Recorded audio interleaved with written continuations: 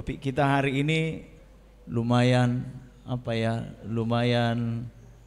seru. Sekolah kehidupan versus sekolah padang gurun. Waktu saya menerima topik ini, kayaknya yang kasih topik ini sedang mengalami ataupun sudah melewati padang gurun kali ya. Baik, ada ini pointer? Oh, next saja ya. Oke, baik. Ibu-ibu yang terkasih dalam Tuhan, coba perhatikan gambar ini. Ini adalah suasana pesta ya. Dan ibu-ibu sering ke pesta kan? Jarang kita melihat orang dalam suasana pesta itu cemberut. Walaupun sebenarnya banyaknya itu yang sedih, cuman karena make upnya di luar hai, padahal sebenarnya kalau di konseling empat mata, ya sudah banyak tercabik-cabik. Nah, ibu-ibu biasanya kita senang sekali dengan kondisi hidup kita seperti ini, menjadi pusat perhatian, ya, disorakin. Makanya orang-orang ingin menjadi pusat perhatian, ingin menjadi orang yang dihargai, dikagumi dan lain sebagainya. Caranya bagaimana?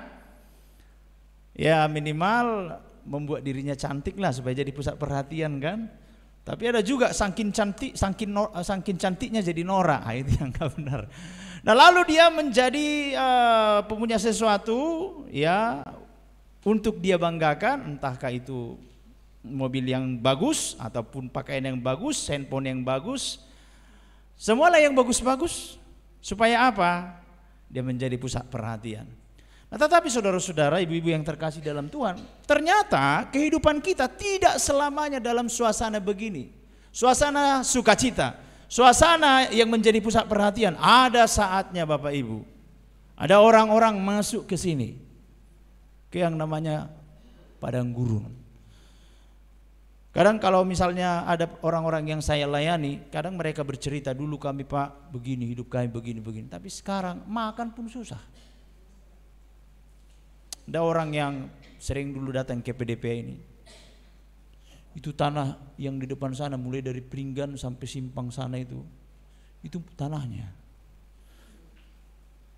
Kita nggak percaya, masa sih saya bilang. Sampai akhirnya saya pergi ke rumah, saya lihat foto-fotonya di rumah itu, ternyata dia dulu sering jalan-jalan ke Eropa. Tapi menjelang tuanya, makan pun susah. Jadi betul yang dikatakan apa itu filosofi itu ya. Hidup kita ini berputar seperti roda nibadati. Mungkin suatu saat kita di puncak kejayaan, tapi ada saatnya kita berada di sini, padang gurun. Nah coba bayangkan Bapak Ibu, ketika kita berada dalam suasana pesta, apa yang terjadi? Biasanya kalau acara pesta, itu biasanya kita lupa tentang perenungan, arti makna hidup. Senang-senang, halo, kita melihat orang lain. Tapi kalau sudah masuk ke sini, sudah kesepian, mulai memaknai hidup. Sama seperti pengkhotbah. Di masa tuanya, dia akhirnya bilang semuanya sia-sia. Itu sebabnya Tuhan terkadang membawa kita ke padang gurun untuk apa? Untuk merenungkan apa sebenarnya arti perjalanan hidup kita ini Bapak Ibu. Ibu-ibu yang terkasih dalam Tuhan, ketika kita masih di dalam tubuh Bapak kita sebagai sel sperma, maaf ya, itu sel sperma itu jalan-jalan, ya kan? Pernah lihat itu sel sperma itu? Lalu ketika seorang laki-laki menikah dan menjadi suami istri, maka sel sperma itu berlomba-lomba untuk bertemu dengan sel telur. Ada sekitar 120 juta itu. Nah kita lah yang terbaik Bapak Ibu. Jadi walaupun kita nggak pernah juara satu di sekolah, kita pernah juara satu, ya. Kita lah yang terbaik, terpintar, terlincah, mengalahkan 120 juta sel sperma. Jadi jangan pernah merasa minder. Pokoknya kita nomor satu lah, pernah juara satu, gitu ya. waktu sperma itu. Nah ketika bertemu dengan sel telur, berubah, dia singkat cerita menjadi seorang bayi. Ketika umur 9 bulan, bayi yang dalam kandungan itu mulai cari jalan. Makanya ibu-ibu, udah nendang kan gitu. Ada yang kepalanya ke bawah, ada yang kepalanya ke atas. Tapi ketika kepalanya di bawah, dapat jalan dia. Di situlah, gitu ibu-ibu ya. Lahirlah di situ ya kan. Kalau istri di samping, udahlah dijambain lah kayak gitu ya kan Kak Joyce. Dijambak lah itu, gitu ya. Nah, ketika bayi ini lahir, apa yang terjadi? Dia nendang-nendang.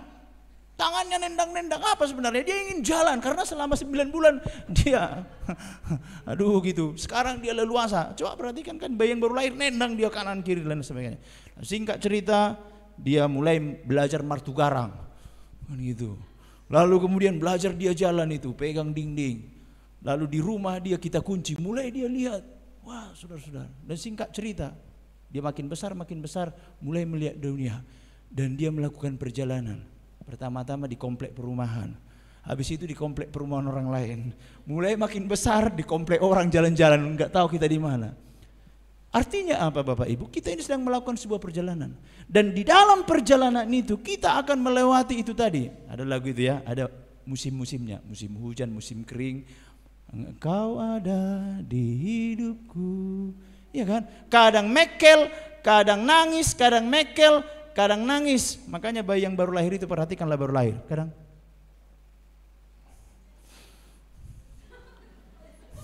gitu-gitu ya. Kalau tidur kan. Dan coba perhatikan suami kita juga kalau tidur. Kadang dia begitu juga tidur.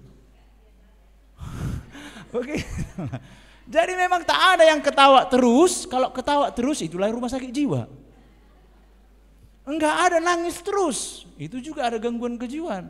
Jadi kalau kita tahun ini ketawa, nah saudara-saudara yang terkasih dalam Tuhan, dan suatu saat nanti kita akan tertawa selamanya. Di mana? Di dalam hidup yang kekal. Tapi kalau tak percaya Yesus, menangislah selamanya. Jadi di dunia ini kita diizinkan menikmati sukacita. Gimana rasanya? Bahagia, enak ya? Enak. Kalau nangis, sedih? Enggak, ngeri. Jadi kita merasakan suka dan duka ini, dan ada pilihan dalam diri kita. Kau pilih mana kata Tuhan? Mau nangis selamanya atau tertawa selamanya? Nah, ibu-ibu yang terkasih dalam Tuhan, terkadang Tuhan izinkan kita dibawa ke padang gurun. Waktu saya menerima tema ini, lalu persekutuan Ibu Maria, rasa udah lewat padang gurun ini saya pikir ya. Anak-anak muda mungkin saya bersemangat kan gitu. Kalau orang-orang tua ini kan udah lihat tanah Kanaan ini kan. Udah lihat tanah Kanaan. Masih ada ya. Kalau kepala 5, kepala 6 kan udah mulai lihat tanah Kanaan. Nah, di sana nona dikubur dah. Udah mulai dipesan Taman Eden kan gitu kan. Nah, udah mulai lihat-lihat itu. Nah, Bapak Ibu, tapi mungkin saja sekarang ada padang gurunnya mungkin kecil kali ya. Oke, mari kita melihat siapa aja yang pernah mengalami padang gurun dalam hidupnya. Yang pertama, Hagar. Kita tahu Hagar, bagaimana Hagar? Dia adalah seorang budak, lalu dia menjadi seorang, tanda kutip ya, nyonya. Dia pernah Inge. Si Sarah bilang, Bram, apa? Udah ambil aja. Kenapa? Nggak mungkin lagi. Aku mau beriman kan gitu ya. Ambil aja. Tapi Abraham tetap setia ya. Sudah menopause. Si Sarah pakai otaknya, nggak mungkin lagi aku ini. Dia berpikir, kalau dia sama si Sarah, si Hagar kan toh juga anaknya itu, marga si payung. Kan nggak mungkin marga si Wanjunta kan itu. Itu si Hagar ini. Si Sarah ini, singkat cerita, beginilah si Hagar. Dia memandang rendah sama nyonyanya. Tengok nih, buncit. Si Sarah mulai merasa, ngapa maju buat Dulu budak, sekarang merasa nyonya. Dan singkat cerita Alkitab katakan, Tuhan memperhatikan Sarah, sehingga si Sarah pun umur 80 tahun hamil. Pung, umur berapa tahun Pung? 80 ya. Ada 90. Ada yang umur 90 di sini. Bayangkan lo Opung hamil. Cucu-cucu akan bilang apa sama Opung? Kurang kerjaan memang Opung ini. Itu ya. Nah, tapi begitulah Tuhan. Ada saatnya Sarah itu berdiam, ada saatnya Sarah itu bersedih, ada saatnya Tuhan membuat dia bersuka cita. Tadinya si Hagar yang begini, si Sarah. Sekarang gantian. Sekarang balik lagi, usir itu. kata si Sarah. Datang Abraham, lomom dopang. Sekarang kau suruh diusir dia, udah terlanjur sayang si Abraham sama si Ismail. Tuhan bilang, betul. Yang disebut keturunanmu, ya yang dari si Sarah. Ini anakmu juga, rupanya beda ya keturunan sama anak ya. Makanya banyak juga suami-suami ada keturunannya kan. Anaknya nggak jelas. Jadi memang Alkitab udah bilang begitu. Yang dimaksud keturunanmu adalah dari Sarah. Dan lihat waktu si Hagar itu diusir. Dia Alkitab katakan dia nggak pernah bicara sama Tuhan. Tapi apa yang terjadi Bapak Ibu, ketika itu dia disuruh keluar dan pergilah Hagar dan mengembara di padang gurun Berseba. Ketika air yang di Kirbat itu habis, dibuangnya lah anak itu di bawah semak-semak. Dan ia duduk jauh, kira-kira sepemanah jauhnya, kira-kira 200 meter ya. Karena apa? Kenapa dia pergi jauh? Nggak sanggup dia lihat anak itu mati lemas. Dia dari jauh nangis dia. Udahlah Tuhan. Apa yang dia lakukan di situ? Dia kesepian. Dia punya suami, kalau saya katakan tidak bertanggung jawab, enggak juga ya. Dibuang. Kalau seperti ini, ya saya masih toleransi. Ya karena si Sarah itu kan budaknya. Tapi sekarang banyak suami-suami, istri sahnya itu yang ditelantarkan. Selingkuhannya itu yang disayang-sayang. Kurang ajar sekarang memang laki-laki.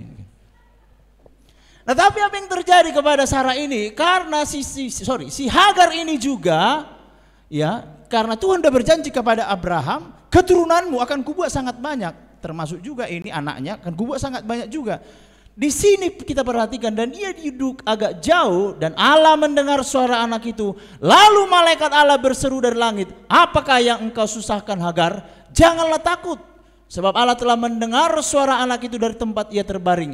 Bangunlah, angkatlah anak itu dan bimbinglah dia, sebab aku akan membuat dia menjadi bangsa yang besar. Lalu Allah membuka mata Hagar sehingga ia melihat sebuah sumur. Ia pergi mengisi kirbatnya dengan air. Kemudian diberinya anak itu minum. Allah menyertai anak itu sehingga bertambah besar. Ia menetap di padang gurun dan menjadi seorang pemanah. Makanya orang Arab itu, mereka itu sangat mengkultuskan air. Makanya ada air Zam-Zam di sini, karena air itu merupakan sebuah kehidupan. Ya, jadi kita melihat di sini, justru di padang gurun lah dia bertemu dengan Tuhan. Di padang gurun ketika dia kesepian, maka dia di sana bisa melihat bahwa Tuhan menyertai dia, Bapak Ibu. Air matanya itu ya, biasanya orang kalau udah nangis sekali, doanya itu, waduh, itu kena sama Tuhan. Maka Daud katakan apa? Air mataku taruhlah di kirbatmu, kata Tuhan begitu. Nah, lalu yang berikutnya Bapak Ibu yang terkasih dalam Tuhan, kita lihat Musa. Ya, Musa ini dia juga pernah mengalami yang namanya puncak kejayaan. Bayangkan, dia yang tadinya harusnya dibunuh, lalu oleh ibunya Yokhebed itu dimasukkan ke dalam keranjang. Lalu singkat cerita, dia bertemu dengan putri Firaun yang lagi mandi. Itulah penyertaan Tuhan. Coba kalau si Musa ini tadi bertemu dengan buaya atau kuda Nil, habis kan? Tapi kok bisa ya? Dan apa yang terjadi kepada Musa ini? Nasibnya berubah. Dari budak, ya putri Firaun tahu bahwa ini anak orang Israel karena ada lampinnya, kayak ulos batak kali ya. Oh ini anak orang Ibrani. Lalu kehidupannya berubah. Dia mendapatkan pendidikan yang tinggi sekali. Pokoknya fasilitas kerajaan dia dapatkan. Dan apa yang terjadi dalam kehidupannya? Dia tahu bahwa dia itu adalah orang Ibrani. Ada gejolak di dalam dirinya. Dia melihat bangsanya yang tertindas. Ada kerinduan di dalam dirinya untuk melakukan sebuah transformasi, membebaskan. Dan dia pakai dengan caranya, umur 40 tahun. Dia pikir dengan kepintarannya, dengan kejagoannya, dia bisa mengerjakan pekerjaan Tuhan. Dia bunuh itu orang Mesir. Lalu ketika dia melerai orang Israel yang sedang bertengkar, orang Israel bilang, apakah kau mau mematikan kami, membunuh kami seperti engkau membunuh orang Mesir itu? Iya. Padahal dia kira nggak ada yang tahu. Dari mana ya? Kok bisa tahu? Lalu apa yang terjadi Bapak Ibu? dia ketakutan. Mungkin saja dia sudah mengubur mimpinya untuk membebaskan bangsa Israel. Udah nggak betul lagi. Aku udah buronan negara. Aku justru tidak didukung oleh bangsaku sendiri. Dia pergi kemana? Dia pergi mengembara di padang gurun, Bapak Ibu, dan ketika di seberang padang gurun, sampailah ia di gunung Allah, yakni gunung Horeb. Lalu malaikat Tuhan menampakkan diri kepadanya di dalam nyala api yang keluar dari semak duri. Lalu ia melihat dan tampaklah semak duri itu menyala tetapi tidak dimakan. Musa berkata, baiklah aku menyimpang ke sana. Dan kita melihat dalam proses inilah dia masuk kembali ke dalam rancangan Allah, kerinduannya tapi masuk dalam rancangan Allah. Umur berapa tahun dia dipakai Bapak Ibu? 80 tahun. Pak Tobing udah ada 80? 82 ya. Coba bayangkanlah itu. Di situ harus memulai merintis sebuah pelayanan. Jadi nggak ada sebenarnya kita bilang aku ini udah tua Tuhan. Enggak. Melahirkan pun umur 90 bisa pung. Namanya juga Tuhan kan. Suka-sukanya lah. Itu zaman dahulu. Alkitab katakan. Tuhan itu tidak berubah. Jadi tidak ada kata di dalam diri kita, udah selesai, aku tinggal menunggu undangan dari surga. Enggak. Undangan, panggilan juga ya. Abraham umur 75 tahun. Nah lalu yang berikutnya kita melihat lagi Bapak Ibu, Israel. Bangsa Israel ini waktu mereka di tanah Mesir dan menuju tanah Kanan, inilah gambaran perjalanan orang yang mengikut Tuhan. Jadi Bapak Ibu, kadang kesulitan-kesulitan yang kita alami dalam hidup ini adalah supaya apa? Supaya kita mengingat bahwa hidup kita ini bukan di dunia. Maka yang paling sulit sekali melayani orang yang sedang punya masalah, kalau saya pribadi ya, itulah pejabat-pejabat dan orang-orang kaya. Tapi kalau misalnya dia sudah hancuran, habis-habisan, Allah mang, apalagi yang kami lakukan amang, apalagi amang, Allah mang, sangat sulit. Maka Alkitab berkata, berbahagialah orang yang miskin di hadapan Allah, sebab mereka lah yang punya kerajaan surga. Apalagi kalau nyawanya sudah divonis dokter tinggal 1 bulan, semua Allah mang, Allah. Tapi kalau enggak, Olo mang, tapi aku wama mang, wama pertibiona mang, tapi aku mang kan begitu.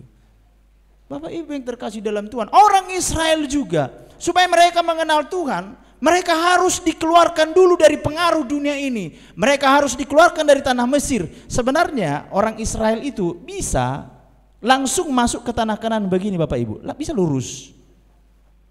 Tapi disuruh dulu mutar, baru mutar lagi,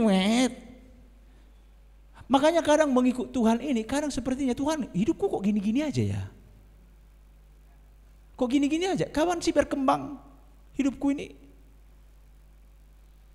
Tuhan mau katakan kepada kita, harus dibentuk dulu karaktermu, caramu berpikir dan lain sebagainya.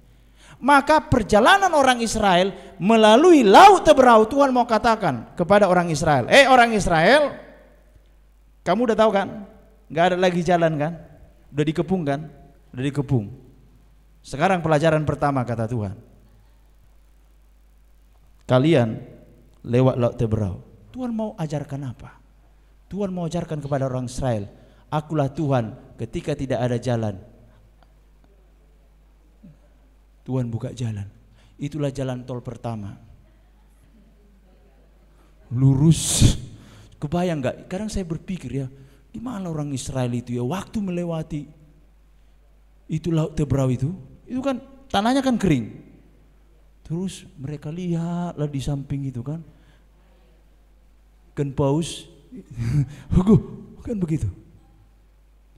Tuhan mau mengajarkan, aku Allah yang walaupun tak ada jalan, aku bisa memberikan engkau jalan. Lalu kemudian Tuhan berikan kepada mereka kesulitan-kesulitan, berbete-bete kan.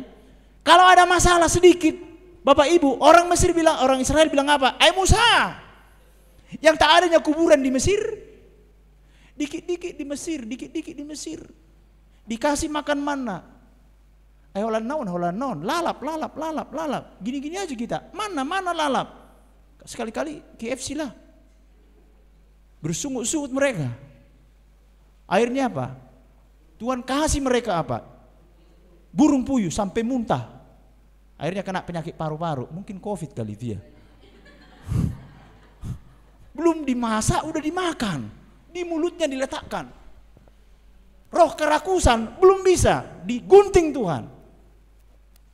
Ini sifat dari Mesir itu masih kebawa-bawa roh kerakusan. Lalu apa lagi? Roh ini tadi.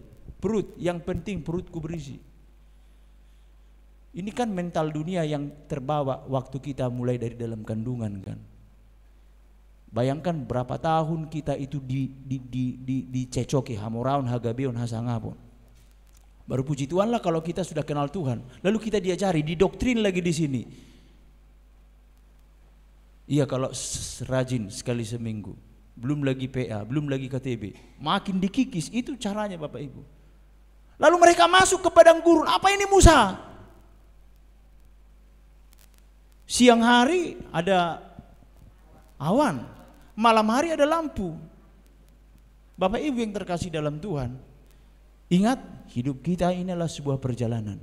Tadinya mereka waktu keluar dari tanah Mesir pakai anting-anting, mungkin pakai makeup kali ya, supaya cantik segala macam. Di perjalanan akhirnya mereka menguburkan semua anting-anting mereka. Lalu mereka ada punya rumah permanen? Tak ada, hanya kemah. Ketika Tuhan bilang berangkat, cabut semua kemahnya itu. Bersyukurlah yang bawaannya enggak banyak kan? Coba kalau bawaannya banyak, piriku, kambing, ini saya naik, susah lah. Lalu Bapak Ibu yang terkasih dalam Tuhan, yang berikutnya, Yohanes Pembaptis. Yohanes Pembaptis ini dia di padang gurun berseru-seru. Karena apa? Dia sudah dipilih Tuhan sejak dalam kandungan. Itu sebabnya penting sekali Bapak Ibu, kita mengetahui anak kita itu dalam panggilannya itu sebagai apa. Ketika dia di padang gurun pun, maka kita akan bisa mengatakan, ya nak, itu memang rancangan Tuhan dalam hidupmu. Jangan kasih mereka fasilitas. Saatnya dia di padang gurun, harus ke padang gurun. Kalau enggak, maka dia tidak akan menjadi kuat. Kita tahu ya, siapa itu Yohanes Pembaptis? Yohanes Pembaptis itu adalah anak imam. Makanya waktu si Zakaria itu masuk ke ruang Maha Kudus, dia kan bisu, nggak bisa ngomong. Lalu mereka bertanya-tanya. Ketika Yohanes Pembaptis itu lahir, orang-orang bertanya pada saat itu, akan jadi apakah anak ini? Jadi kenapa Yohanes Pembaptis ini meskipun dia di padang gurun Bapak Ibu, banyak orang datang, dia sudah menjadi isu pada saat itu anak akan jadi apa? Dan di padang gurunlah Tuhan membentuk dia. Dia makan apa? Makan belalang. Pernah makan belalang ibu-ibu? Pernah makan madu? Madu dan belalang makanannya kan? Tetapi itu harus dia lakukan karena apa? Itulah panggilannya. Karena apa? Tuhan mau membentuk dia. Next. Rasul Yohanes. Kita tahu bahwa Rasul Yohanes ini adalah rasul yang satu-satunya rasul yang tidak mati, dibunuh dengan cara disalibkan. Tradisi mengatakan dia digoreng, tapi nggak mati. Lalu dia dibuang ke Pulau Patmos. Di sana dia menjadi budak seperti pekerja keras memecahkan batu-batu itu. Tetapi apa yang terjadi? Justru disitulah dia mendapatkan kitab Wahyu. Dan menjadi pegangan kita pada saat ini ketika kita mengalami penderitaan, ada penghiburan. Maka banyak-banyaklah baca-baca kitab Wahyu itu Bapak Ibu. Saya tidak katakan kitab yang lain. Bacalah kitab Wahyu itu, khususnya Wahyu pasal 20 sampai pasal 21. Banyaklah baca-baca itu.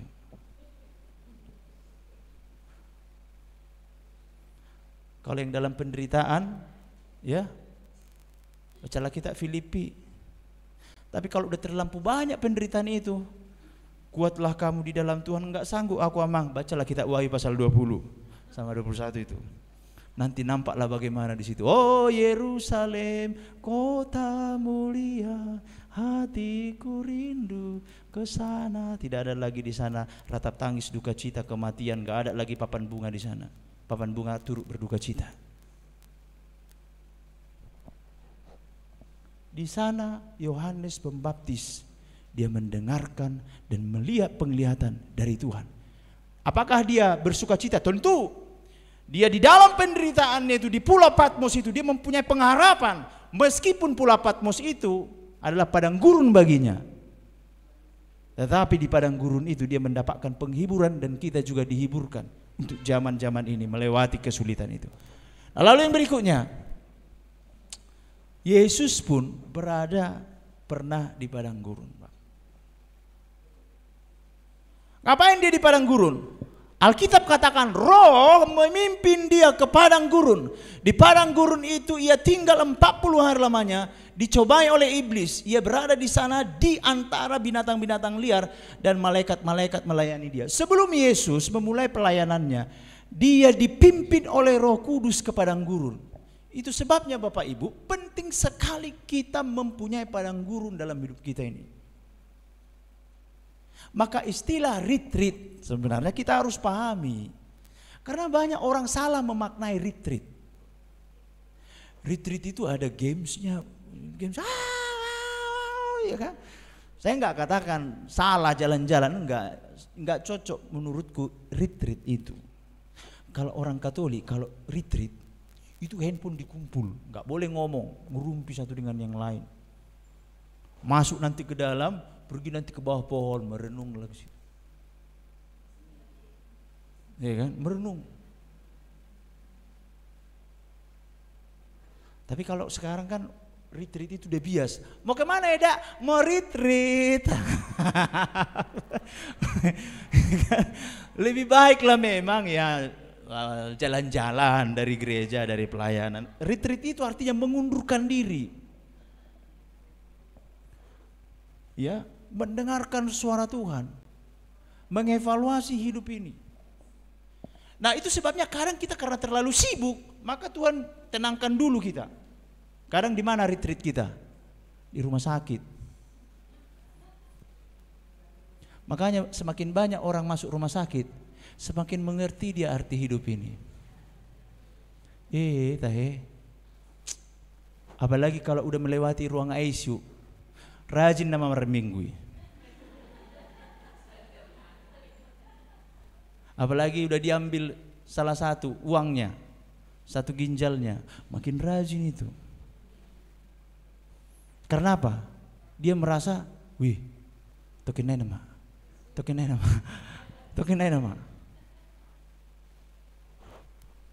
Bapak Ibu, yang berikutnya, yang pertama, ketika kita berada di dalam padang gurun ataupun di dalam situasi kesepian, karena begini, padang gurun itu kan berbicara kesepian ya.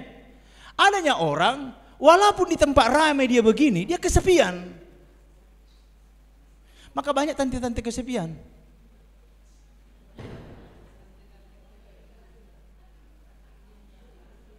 Bukan hanya tante-tante, om-om kesepian pun banyak kan.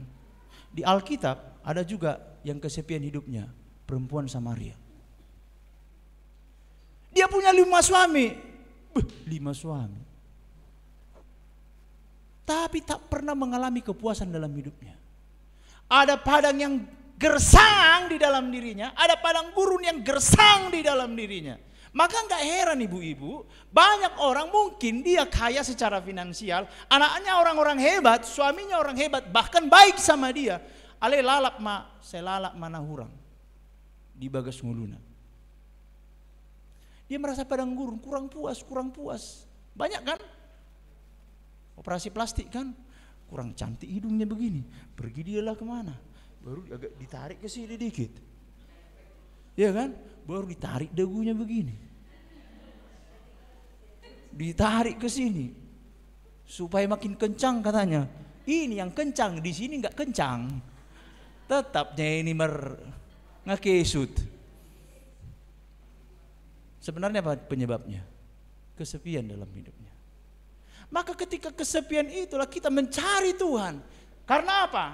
Di dalam padang gurun itulah, Ulangan 32 10-12. Didapatinya dia di suatu negeri di padang gurun di tengah-tengah ketandusan, dan auman padang belantara dikelilinginya dia, dan diawasinya, dijaganya sebagai biji matanya. Laksana Raja Wali menggoyang bangkitkan isi sarangnya, melayang-layang di atas anaknya, mengembangkan sayapnya, menampung seekor dan mendukungnya di atas kepaknya. Demikianlah Tuhan sendiri menuntun dia, dan tidak ada Allah asing menyertai dia. Bapak Ibu pernah melihat Raja Wali? Kalau ada ayam di bawah, Raja Wali itu mutar-mutar dari atas. Tengok ini. Begitulah Tuhan itu seperti burung Raja Wali mengawasi kita. Kalau burung Raja Wali mengawasi ayam untuk dimakan, untuk dikorbankan, tapi Tuhan mengawasi kita, Bapak Ibu, untuk melihat kita apa yang terjadi dengan anakku ini. Saya pernah ikut acara retreat, ikutlah anak-anak kan, masih kecil-kecil dekat Sungai Sembah itu. Kadang mau misalnya ada bapak-bapak sharing dia begini, oh iya bapak, ini, oh iya, tapi mataku ini berputar-putar. Mana anakku satu lagi? Oh di sana. Oh iya, iya pak. Terus pak, tapi mataku ini, oh iya pak, gimana? Oh iya. Tunggu dulu ya pak, anakku di mana satu lagi? Oh sana. Walaupun dia main-main di situ dia nggak tahu, tapi mataku mengawasi dia. Bapak Ibu, ketika engkau berada dalam penderitaan, dalam padang gurun sekarang ini, suami kadang nggak ngerti. Suami mungkin udah bosan dengar keluhan kita, itu aja dari pagi sampai malam. Olo, ai pergi hormat katanya bang ngomong. Begitu. Iya. Suami kita yang udah berusaha serius, terus mah dalam hatinya, adi kan mana selesai online lah, mana online kan gitu kan.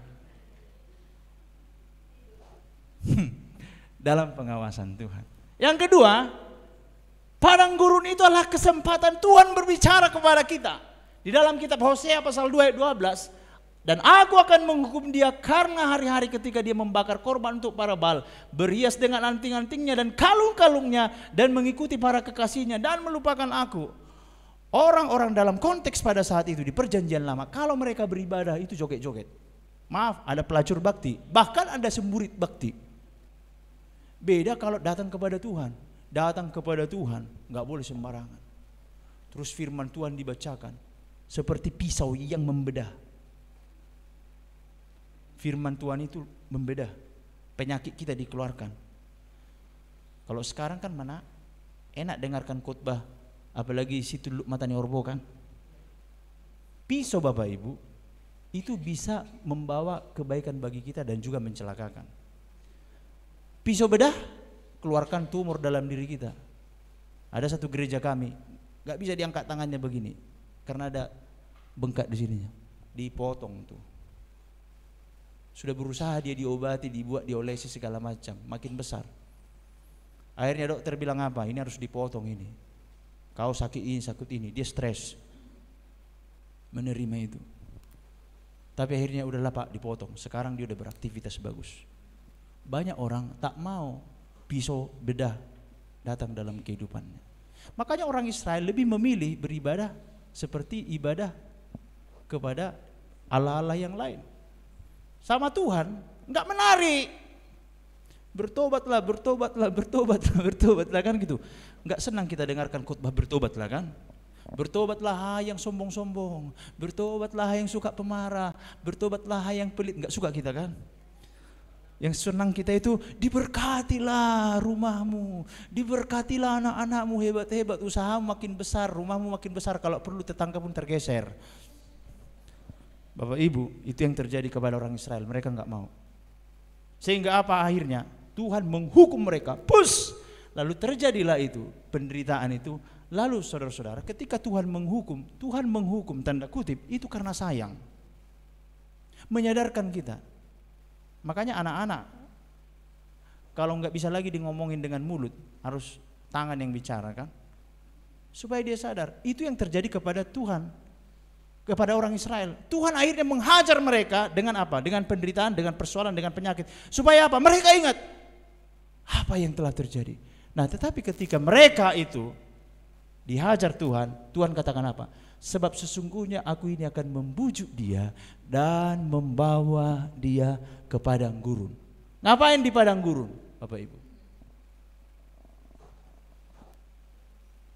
Terus. Ya. Sebab sesungguhnya aku ini akan membujuk dia dan membawa dia ke padang gurun dan berbicara menenangkan hatinya. Padang gurun, kesepian. Supaya apa? Supaya ada kesempatan Tuhan ngomong sama dia. Di padang gurun kan sepi kan? Biasanya orang di padang gurun, siapa yang mau diajak ngomong? Gak ada. Terus bisa beli apa-apa? Gak ada yang jual. Uang pun ada, gak berlaku uang kita itu. Kadang harus Tuhan izinkan begitu. Adapun kekuatan kita, tak berguna kekuatan kita itu. Supaya apa? Kita melihat, Tuhan. Lalu Tuhan bicara, menenangkan dirinya. Dan aku akan memberikan kepadanya kebun anggurnya dari sana. Justru di padang gurun itu, justru Tuhan kasih kebun anggur. Itu kebun anggur Bapak Ibu berbicara tentang kehidupan. Pohon anggur itu bisa dimakan? Bisa tempat berteduh? Bisa. Dan pohon anggur itu umurnya tahu Bapak Ibu? Umurnya itu ratusan tahun loh. Maka saya tanam pohon anggur di rumah. Dia merambat terus, makin tua dia, makin bagus. Itu filosofi anggur. Maka Yesus katakan, akulah pokok anggur dan kamulah ranting-rantingnya. Dan Bapakkulah pengusahanya. Di luar aku kamu tidak bisa berbuat apa-apa. Tuhan memberikan sumber kehidupan yang baru meskipun pokok. Apa tadi lagu itu? Sekalipun pohon ara tidak habis semua, hutang di mana-mana. Tapi Tuhan katakan, aku akan menenangkan hatinya. Supaya manusia itu memaknai hidup. Lalu apa? Dari sana aku akan membuat lembah Akhor menjadi pintu pengharapan. Kenapa dikatakan lembah Akhor? Kita tahu cerita tentang Akan ya. Akan itu kan mencuri barang rampasan. Waktu itu diundi, kenalah dia. Dan akhirnya Akhor dan semua keluarganya mati. Selesai keturunan Akan. Bapak Ibu bisa saja dalam kehidupan kita ini sepertinya sudah selesai. Nggak ada lagi harapan. Anak si Akan itu dibunuh semua. Tak ada lagi keturunannya. Tapi lembah Akhor menjadi apa? Pintu pengharapan. Lanjut lagi kehidupannya. Maka dia akan merelakan diri di sana seperti pada masa mudanya, seperti pada waktu dia berangkat keluar dari tanah Mesir. Pada waktu itu demikianlah firman Tuhan, engkau akan memanggil aku suamiku dan tidak lagi memanggil aku Balku, lalu aku menjauhkan nama para Bal dari mulutmu, maka nama mereka tidak lagi disebut. Kita lihat di sini apa?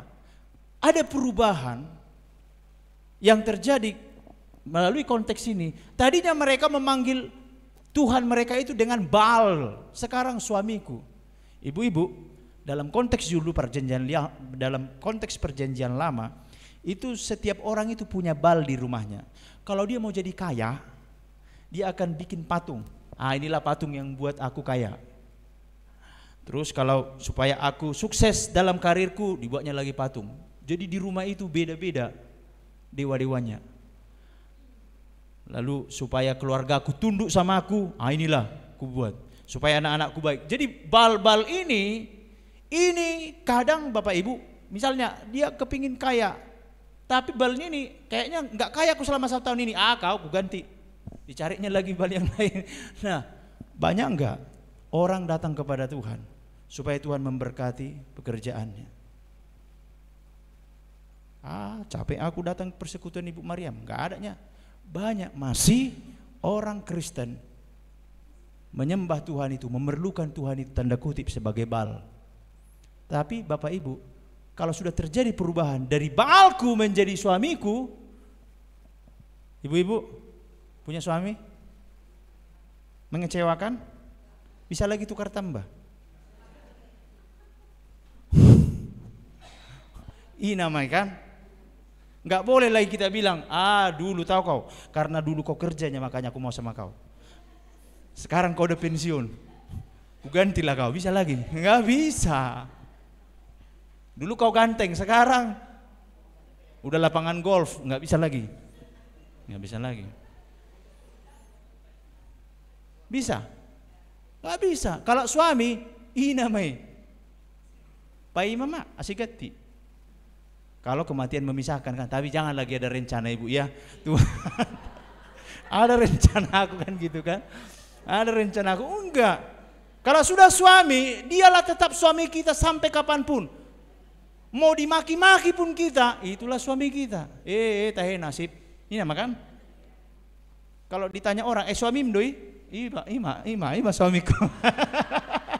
Enggak ada kita bilang, oh bukan, mirip. Enggak. Mau di mana pun dia, mau penjudi pun dia, mau tukang selingkuh pun dia, mau apapun kerjaannya. Itunya suamimu yang tukang selingkuh itu, songonima dan bertobat dobe. Itulah yang Tuhan harapkan dari orang Israel itu. Ada perubahan. Bahwa apapun yang terjadi kepadamu, bahwa akulah suamimu, kata Tuhan, akulah Tuhanmu. Saya 6 tahun Bapak Ibu di padang gurun saya di sini. Bingung aku. Sakit. Waduh. Bingung saya. Maka di ruang some itu ya sepertinya enggak ada apa namanya ya? Sepertinya enggak ada progres hidup gini aja kan gitu. Melayani. Mutu kopi. Kertas acara. Sono memang ngulukun main musik kan gitu. Begitu. Tapi ya sarjana teknik. Rupanya di situ Tuhan sedang merenda. Ada hal-hal yang harus saya rubah. Dan Bapak Ibu, ketika saya sudah tamat 6 tahun, baru setelah nikah saya hitung-hitung, iya ya, pas 6 tahun pendidikannya Tuhan itu. Tapi selama 6 tahun banyak hal itu yang menjadi modal saya menjalani kehidupan berikutnya. Maka ketika Tuhan membawa kita pada padang gurun, terimalah. Akan ada ujiannya, ada SKS-nya. Harus tamat, jangan sampai DO. Terlalu lama. Lalap semester baru. Lalap ngulang, enggak tamat-tamat. Bapak Ibu, Tuhan maunya kita itu cepat tamat. Yesus di padang gurun berapa hari? 40 hari. Orang Israel 40 tahun. Semogalah padang gurun kita janganlah 40 tahun. Tamatlah tolong. Ikuti rancangannya. Apa yang perlu digunting, guntinglah. Meskipun sakit. Ibu-ibu, yakin aku, kalau rambut udah jarang-jarang, aduh warnanya marambalangan, perginya kita ke tukang pangkas kan. Seandainya rambut itu bisa ngomong, aku wajib deh gunting serap, aku wajib deh serap. Pengguntingan itu perlu. Lalu kita kembali, adalah yang rambutnya tadi putih, dicek lah ya kan, enggak apa-apalah supaya agak muda kan gitu. Tetapi perlu pengguntingan itu. Anak kita mungkin sekarang ada di padang gurun kan? Ada anak kita di padang gurun, gitu-gitu aja hidupnya. Bawa dia supaya dia bisa berbicara kepada Tuhan. Doakan minimal, sampaikan firman Tuhan kepada dia, supaya dia keluar dari padang gurun itu. Maka jangan heran, ada orang berkata begini, kenapa ya Amang setelah ikut Tuhan banyak kali masalahku. Anak kita waktu masuk sekolah banyak kali PR-nya kan. Tapi bukankah PR itu membuat mereka pintar?